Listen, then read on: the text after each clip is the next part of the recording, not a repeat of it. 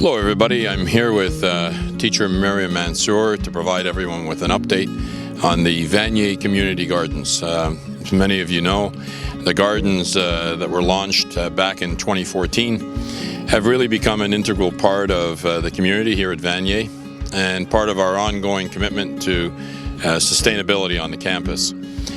They truly have become part of what our commitment is to an active learning environment and has provided the college with a unique opportunity to educate not only students but young children from the daycare and staff to the importance of the food cycle.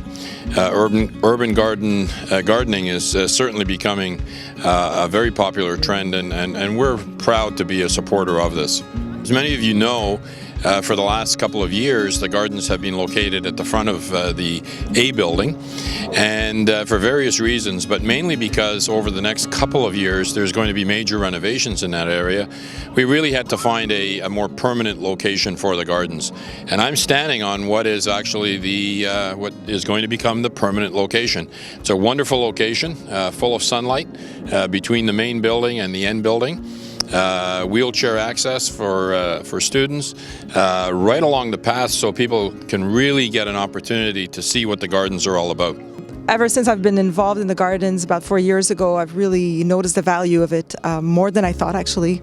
Getting students involved and having classes visit and get their hands dirty. Also building the beds, learning the whole cycle of the plant and the value of knowing where our food comes from and producing our food and harvest and take home some of the herbs and the vegetables that were grown on campus.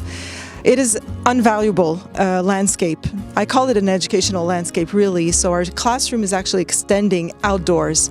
So the plan for the summer, it's going to be an ongoing plan, but we're going to have boxes for a start, a second shed. We're also aiming at having cold frames to extend the growing season in the fall and the spring, which will be very useful during given that our semesters go further than the summer. Space ought to be more than just for gardening, but also a vibrant and dynamic space for people to interact and discuss about issues such as biodiversity, food security, different skills, and towards sustainability, different skills that I think we will need more and more in the future.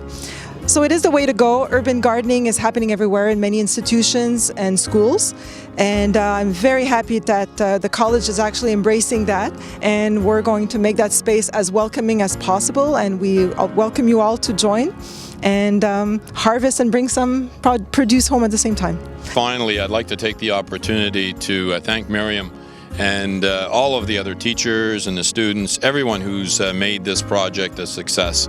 And I'd also like to thank Lise Bégin, the Director of Facilities, and her team for their ongoing support. This is a college commitment. We're committed to making these gardens a success for many, many years in the future. So, Miriam, thank you very much on behalf of the college. Thank you for supporting this whole project. And we usually say at this time of year, go Habs go, but this is go Gardens go. Indeed.